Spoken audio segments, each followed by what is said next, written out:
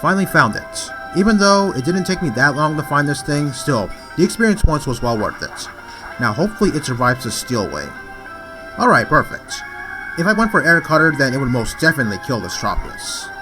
Okay, from that amount of HP, I think I'm in perfect position to start throwing some Pokeballs. Any more attacks will kill this thing. Okay, I got a lot of Pokeballs on me, so I'm good to go.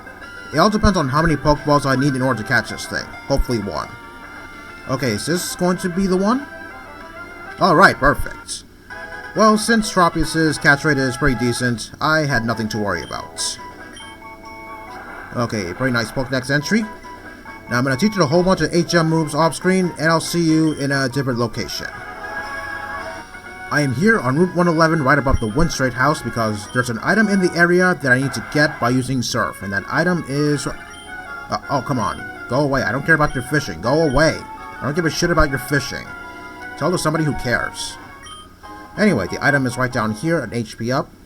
Occasionally, I tend to forget about this item somehow, but somehow I seem to remember it. I'm not really sure how I did. Anyway, since I'm in the area, I'm going to go back to the fiery path. Why? Because if you recall, there's a few strength boulders that I need to push in order to get a few items. I mean, the last time we were here, we just simply had to get through the fiery path. But now that I have strength, I can now push whatever boulder I can around in order to get the 2 items that are in here. Because I believe I need those 2 items. One of them being the TM for Toxic, which I will give to Regice once I eventually get it. And the other one being... oh, Fire Spin? Okay, that didn't hurt me all that much. Yeah, Fire Spin, I don't think it's a very strong move, so yeah, I guess I was worried about nothing. Okay, as I was saying, the Firestone... once I get Vulpix later on in the game, I'm going to use the Firestone on it to evolve it into Ninetales. But that won't be for quite a while.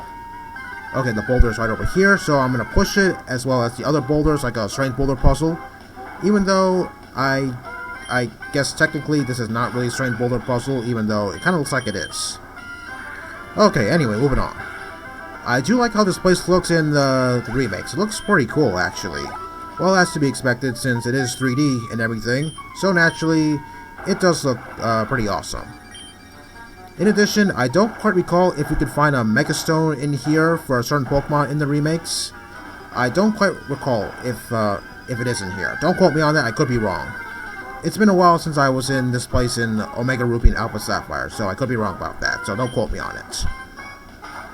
Oh yeah, coming back to Elemental Stones. In this game, and this game only, I think the game is kind of generous when it comes to Elemental Stones because every now and then I do seem to find those colored shards, that being the blue, yellow, green, and red shards. And on a water route that's coming up later on in the game, you can actually give it to some guy whose house is on an island. And whatever shard you give him, he will give you the elemental stone that corresponds to whatever shard you give him. Like for instance, if I gave him a red shard, then he'll give me a fire stone. And yeah, it seems I encounter those shards very frequently. More times than in the regular Emerald game. I'm not really sure why this is the case, but this is the case nonetheless.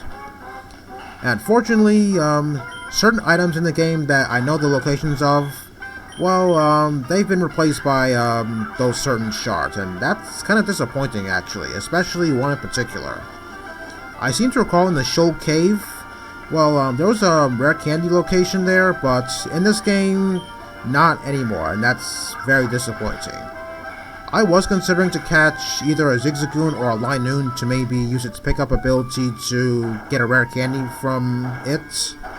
But I guess that's kind of a waste of time, so I guess I'm not going to do that, even though it could make up for that missing rare candy, but yeah, that's just a complete waste of my time. Besides, in this game, it doesn't happen very much, but in Ruby and Sapphire, it does happen very frequently, actually. As I mentioned a few times, I believe in Fire Red, if I'm not mistaken. So yeah, I'm not going to use pickup or anything. I mean, when I find those shards, they're mostly underwater, but in this game, it looks like I'm going to encounter them very frequently. Okay, here's a Firestone, and now it looks like I'm free to get out of here. Okay, so where I'm going now is back to the trick house to complete that next trick house challenge now that I have strength. But I'm not going to show the way there since it is going to take a while and it's going to get kind of boring. But I am going to show the way out just in case some people get stumped as to how to get out of here, which shouldn't be very hard since you should go out the way you came in. If you could do the boulder puzzle once, then you should be able to do it again. Okay, there we are. Yeah, that wasn't so hard, was it? Okay, am I home free? Nope, not just yet. I don't know if I mentioned this before, but you can find Magmar in here. I was considering to catch a Magmar, not for my team, but maybe to make my eggs hatch a little bit faster when I eventually start the breeding chain. But I'm not really sure if I want to do that. Maybe I'll come back to that decision when I decide to start hatching some eggs. Okay, and with that, I'll see you guys at the Trick House Challenge. Okay, let's get this show on the road. Now that Sparkle is gone, I really have to look around to see where this guy is hiding. Okay, he's not there. What about here? Okay, there he is. He's right beyond the window. I'm not really sure how I could personally see that he's hiding beyond the window, but hey, whatever works. Okay, so what I'm going to be facing now is a strength boulder puzzle. Occasionally, I tend to make a mistake on these boulders, mostly because I'm pushing them in the wrong location. But get this, if that does happen, then these boulders could actually reset themselves by themselves. Watch, I'll demonstrate. Okay, I'm going to push this boulder here, and then I'm going to back away from this particular area. And then when I go back, the boulder I just pushed, it's back to its original location. And I don't even have to leave the room and come back or anything. How this is possible, well, I don't know. It's just something that just can't be explained. Okay, moving on. Once I send out my Skarmory, you're going to see that it has a few levels. That's because I fought a few trainers on the way here. Mostly, they were on Route 110.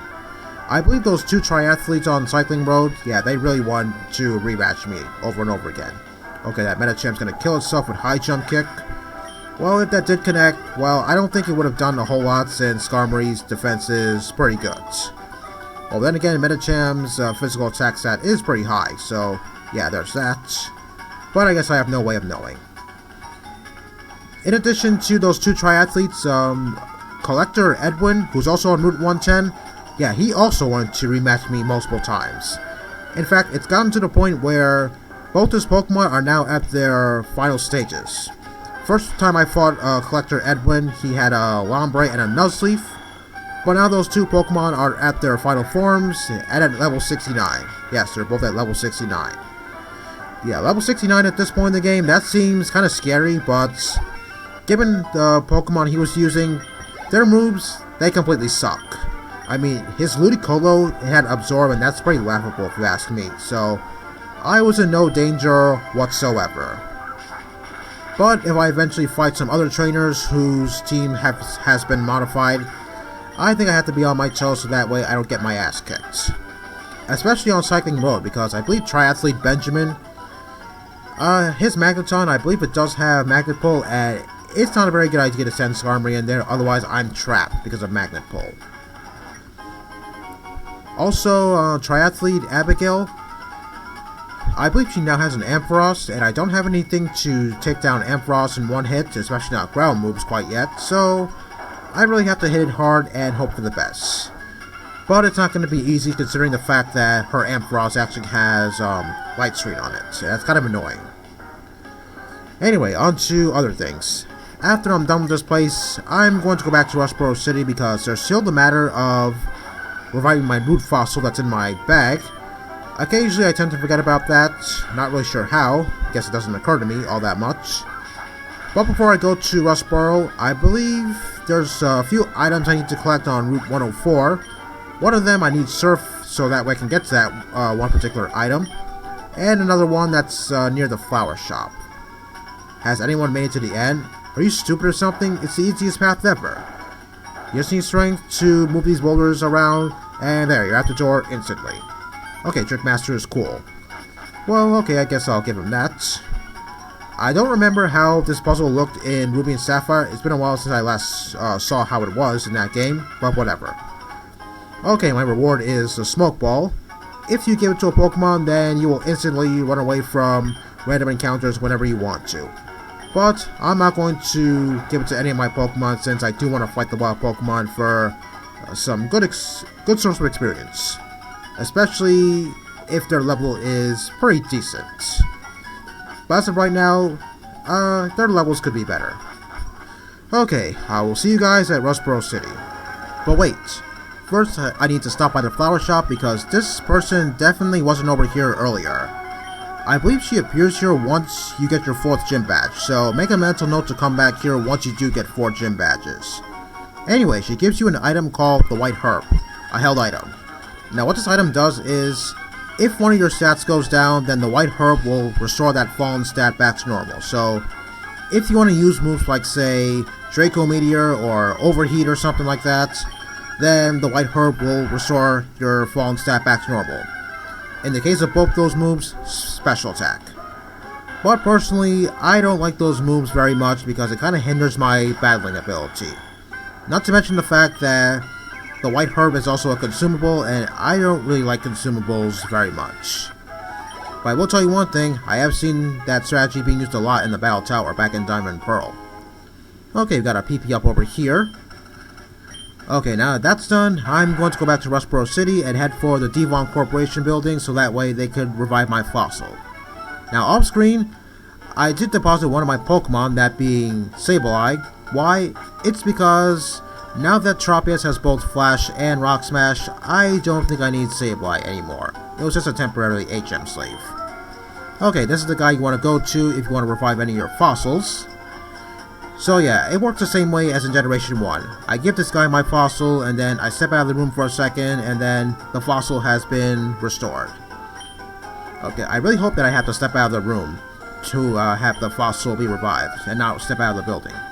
Okay, I'm going to step out of the room first. Okay, I really hope this is the case. Okay, there we are. Okay, and now Lilip is all mine. Like I said, I think it's better used in Generation 4 where it gets full use of its potential. Okay, well, let's see what its nature is. Oh, serious nature, not bad. Okay, and here are its moves right here.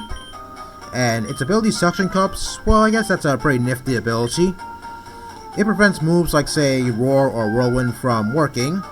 In addition, if you put Lilip in the front of your party or any Pokemon that has Suction Cups at the front of your party while you're fishing, you're more likely to get more bites when you're fishing.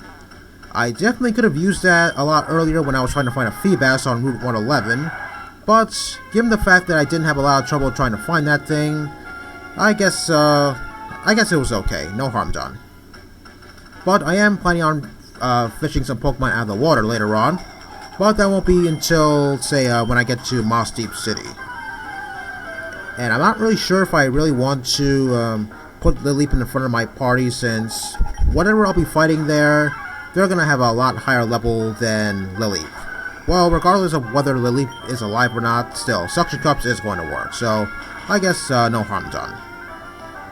Anyway, this whole video has just been one huge side-questing, backtracking session, and I think it's going to be that way for the next few videos, because since I am fighting one trainer here, I'm going to fight the rest of the trainers here next video, and then I'm going to head out to sea, and yeah, that's pretty much it.